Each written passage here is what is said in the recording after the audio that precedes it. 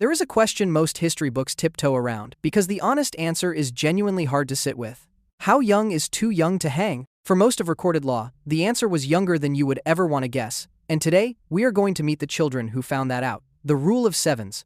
For roughly 700 years, English common law ran the entire question of childhood guilt through a single grim piece of arithmetic that lawyers later nicknamed the rule of sevens. If you were under 7, you were what the courts called doli incapax, which is Latin for incapable of evil. The idea was that a 6-year-old simply could not form the wicked intent that a crime required, so no matter what a small child did, the law could not convict them of a serious offense. That part actually sounds reasonable, even humane. Then you turned 7, and the ground shifted under your feet. Between the ages of 7 and 14, that protection stopped being a guarantee and became a mere presumption, which is a fancy legal word for, we will assume you are innocent unless we decide not to. Prosecutors could argue that a specific child was clever enough, aware enough, and malicious enough to know exactly what they were doing. If a court agreed, the child crossed an invisible line and could be tried, convicted, and sentenced exactly as a grown adult would be. That included the ultimate sentence. And once you hit 14, congratulations, the law considered you a fully grown criminal, with no allowances for youth whatsoever. Sit with that for a second. A legal system that spanned centuries and shaped courts across the entire English-speaking world had officially decided that a 7-year-old, roughly the age where kids are still losing baby teeth and believing in the tooth fairy, could, in principle, be marched to the gallows. The bar was not old enough to drive or old enough to vote. The bar was old enough to arguably understand that setting a fire is naughty, and this was not some quirk of one country that got left behind. When English settlers sailed to America, they packed the rule of sevens into their luggage, right next to the tea and the smallpox. The exact same arithmetic that governed a courtroom in London governed a courtroom in colonial Connecticut, which is going to matter a great deal in a few minutes. So who actually crossed that line? The real cases are somehow worse than the theory. John Dean, age 8. The year is 1629. England is under the reign of Charles I, and in the town of Windsor, a boy named John Dean is about to earn a title nobody wants. He was somewhere around 8 or 9 years old, and he was accused of arson, specifically of setting fire to 2 barns in the town. Now, arson in 17th century England was deadly serious. Buildings were timber, roofs were thatch, and towns were basically kindling arranged into streets. A single fire could erase entire livelihoods and kill dozens of people. So the law treated it as one of the gravest crimes on the books. That context matters, because it explains why the court refused to look at a small boy and simply see a small boy. The judge, a man named Whitelock, had to deal with that pesky rule of sevens. John was clearly old enough to be presumed innocent by reason of youth, so the court needed to prove he understood the wickedness of what he had done. According to the record, the judge found evidence of, and I am quoting the language of the time here, malice, revenge, and cunning in how the boy had acted. In other words, the court decided this child had set the fires deliberately and knew it was wrong. That was all it took. The presumption of innocence evaporated. John Dean was indicted, arraigned, and convicted, reportedly all on the same day, which tells you roughly how much deliberation a poor 8-year-old got in a Stuart courtroom. And then he was hanged. John Dean holds the miserable distinction of being very likely the youngest person ever executed under English law whose case we can actually document. Not a legend, not a story that grew in the retelling. A real boy, a real court record, a real rope. He is the baseline horror against which every other case here gets measured. And somehow, people kept trying to go lower.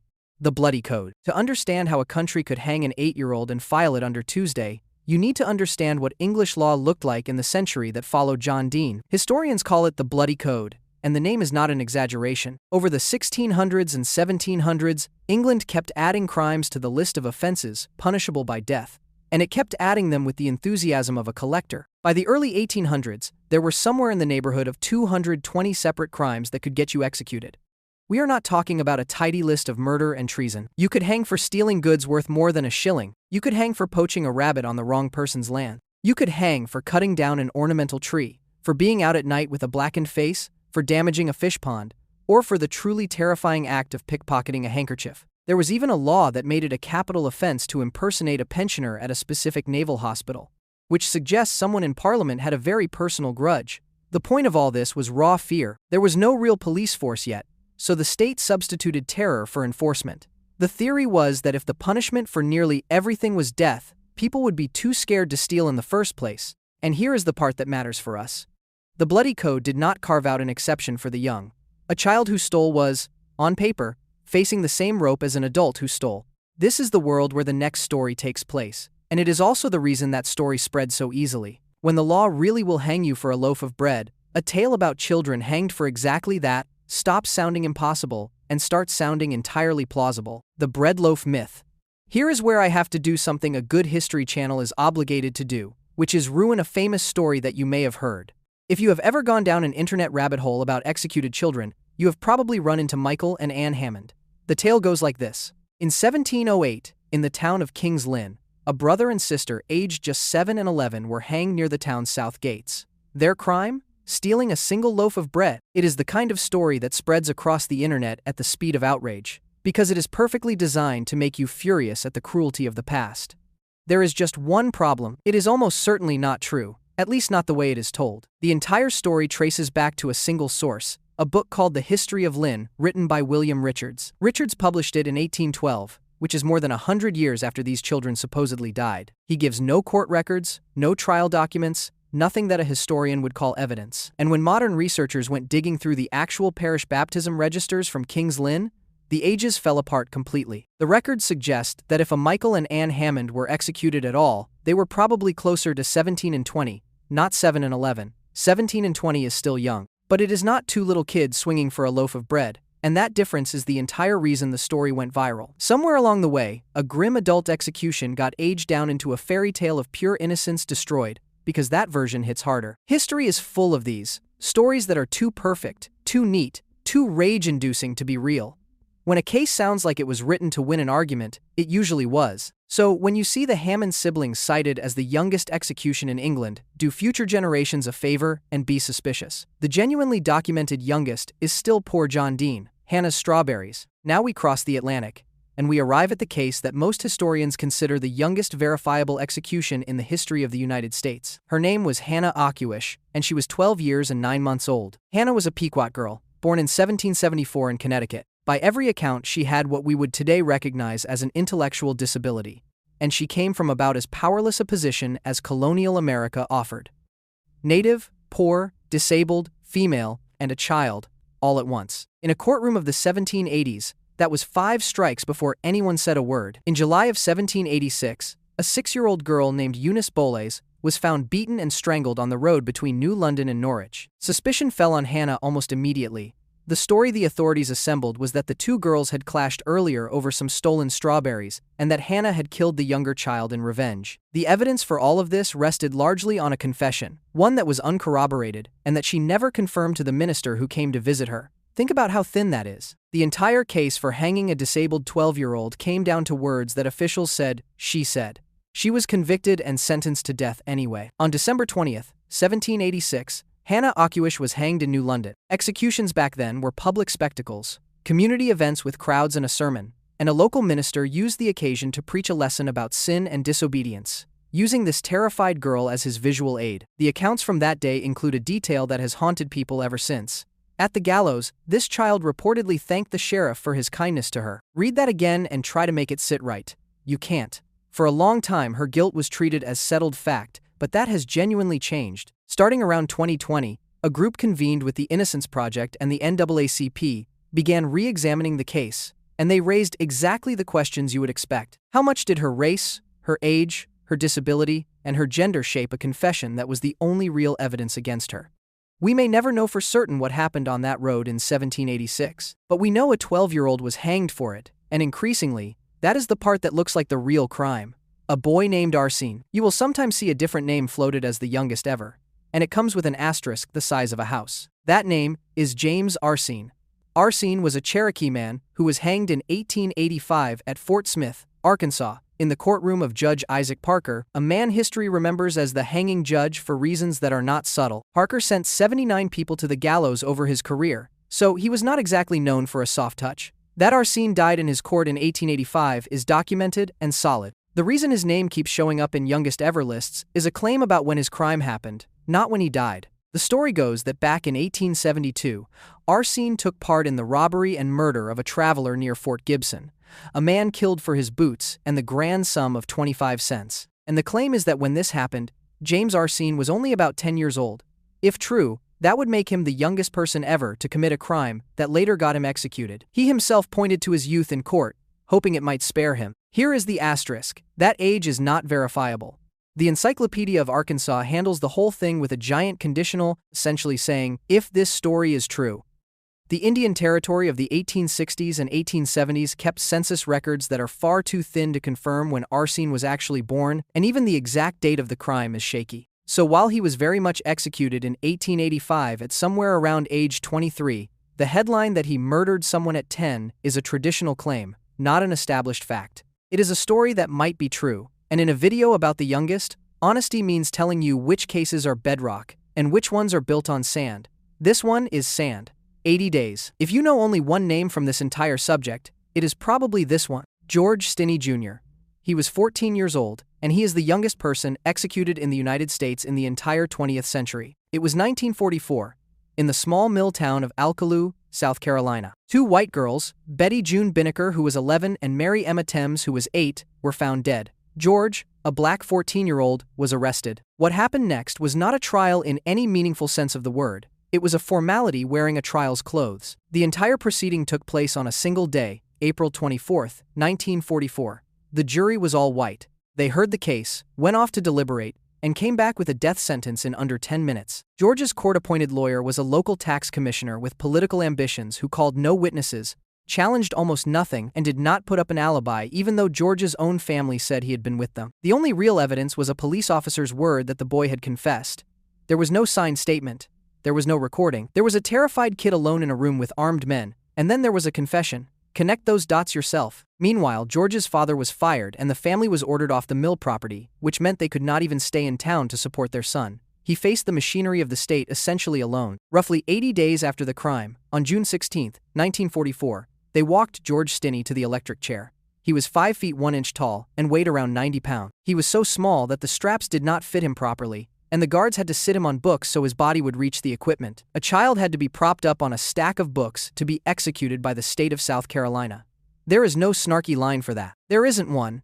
And then, 70 years later, the record got rewritten. In December of 2014, a judge named Carmen Mullen vacated George Stinney's conviction after his surviving siblings and a team of attorneys reopened the case and produced sworn statements placing him elsewhere. Now, I want to be precise here, because precision is the whole point. The judge did not declare that George was factually innocent. What she ruled was that his trial had so badly violated his basic constitutional rights, from the ineffective lawyer to the likely coerced confession, that the conviction could not stand. It is often called an exoneration, and in spirit it functions as one, but legally it was a demolition of the process, not a certificate of innocence. 70 years too late, a court finally admitted that whatever happened in Alcaloo, this was not justice. For decades before that, George Stinney's name had traveled quietly through legal circles as a kind of warning, the case people pointed to when they wanted to argue that the death penalty and human error are a terrifying combination. There was no DNA, no physical evidence tying him to the scene that survived scrutiny, and no proper appeal at the time because a 14-year-old with no money and a lawyer who did nothing had no realistic path to challenge his own execution before it happened. He went from arrest to grave in under 3 months.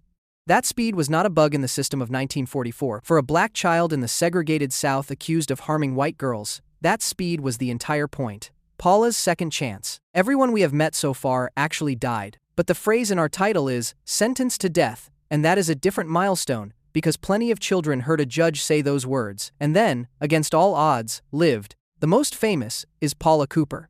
In 1985, in Gary, Indiana, a 78-year-old Bible study teacher named Ruth Pelkey was murdered in her home. Paula Cooper, who was 15 at the time, was one of 4 teenage girls involved, and she was the one who wielded the knife. In 1986, a court sentenced her to death. At 15, she became the youngest person on death row in the United States. What happened next is one of the strangest redemption arcs in American legal history. The victim's own grandson, a man named Bill Pelkey, went through his own transformation. He decided his grandmother, who had spent her life teaching children about forgiveness, would have been horrified to become the reason a teenager was strapped into an electric chair. So he began publicly campaigning to save the life of the girl who killed her. The cause went global. Pope John Paul II personally appealed for mercy. Amnesty International took it up. Around 2 million people from around the world signed petitions demanding her sentence be commuted. And it worked.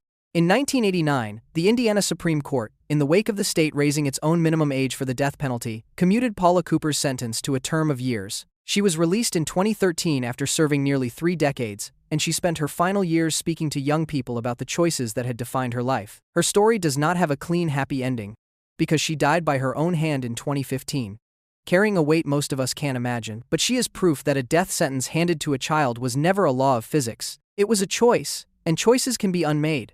12 and tried. There is one more name worth clearing up, because the internet loves to file him under youngest death row, and the internet is wrong. His name is Curtis Jones, and his real record is startling enough without the embellishment. In 1999, in Brevard County, Florida, Curtis Jones was 12 years old, and his sister Catherine was 13. Together they shot and killed their father's girlfriend, a woman named Sonia Spates, in a case tangled up with allegations of abuse in the household. Curtis, at 12, became one of the youngest people ever charged and convicted as an adult in the United States. That, as an adult part, is what makes people assume he faced execution. He did not. Curtis pleaded guilty to second-degree murder and received an 18-year sentence. He was never on death row and was never sentenced to die. He walked out of prison in 2015, a grown man who had spent his entire adolescence and young adulthood behind bars for something he did before he was a teenager. It is a devastating story on its own terms. It just is not a death penalty story, and it is worth being accurate about which is which, because the difference between convicted at 12 and sentenced to die at 12 is the entire reason we are having this conversation, and people blur the two constantly. The line at 18. So how did a legal tradition that once hanged 8-year-olds finally decide that children are children? In the United States, the wall went up on March 1, 2005, with a Supreme Court case called Roper v. Simmons. The case itself started with a genuinely brutal crime. A 17-year-old named Christopher Simmons had planned and carried out the murder of a woman in Missouri, and he did it with the chilling confidence of a teenager who bragged beforehand that being a minor meant he would get away with it. Nobody argued he was innocent. The question the justices had to answer was narrower and harder. Not whether he did it, but whether a country that calls itself civilized should be putting to death people for things they did as children, no matter how terrible. By a vote of 5-4, the court ruled that executing anyone for a crime they committed while under the age of 18 is cruel and unusual punishment, and therefore unconstitutional. The majority leaned on two ideas. The first was what the court calls the evolving standards of decency that mark the progress of a maturing society, which is a very elegant way of saying we are supposed to get less barbaric over time. The second was actual science, the growing understanding that adolescent brains are not finished developing, especially the parts that handle impulse control and weighing consequences. The decision took 72 people off death row overnight, every one of them a person who had been condemned for something they did as a minor. In one ruling, the entire American history of executing children, a history running from Hannah Ocuish straight through George Stinney, was declared over. It only took about 219 years from Hannah's hanging to get there. The rest of the world had mostly gotten there first, at least on paper. Two major treaties, the International Covenant on Civil and Political Rights and the Convention on the Rights of the Child, both flatly prohibit the death penalty for crimes committed under 18. On paper, this is close to a global consensus. In practice, a handful of countries keep doing it anyway. Iran has been the leading executioner of juvenile offenders on Earth, with Amnesty International documenting dozens of such executions in a single recent decade, despite Iran having signed the very treaties that forbid it. Saudi Arabia has repeatedly pursued death sentences for people arrested as minors, including a boy named Murtaja Kouriris, who was accused of offenses starting when he was around 10 and arrested at 13. After a global outcry, the Saudis stepped back from putting him to death and gave him 12 years instead. He got to live, which in this subject counts as a win. The answer: so, the youngest person ever sentenced to death. The truth is that history does not hand you one tidy name, because it depends on which grim category you mean. For a fully documented execution under English law, it is John Dean, hanged at around 8 in 1629. For the youngest verifiable execution in American history, it is Hannah Ocuish, hanged at 12 in 1786. For the youngest actually placed on modern death row, it is Paula Cooper at 15, who lived long enough to tell people not to follow her there. And running underneath every one of them is that ancient, matter-of-fact rule of sevens, the legal fine print that quietly decided a child old enough to lose a tooth was old enough to lose their life. The most disturbing part of this whole story was never one monstrous judge or one cruel town. It was a system that looked at all of it, found the whole thing perfectly reasonable, wrote it down, and kept it running for 700 years.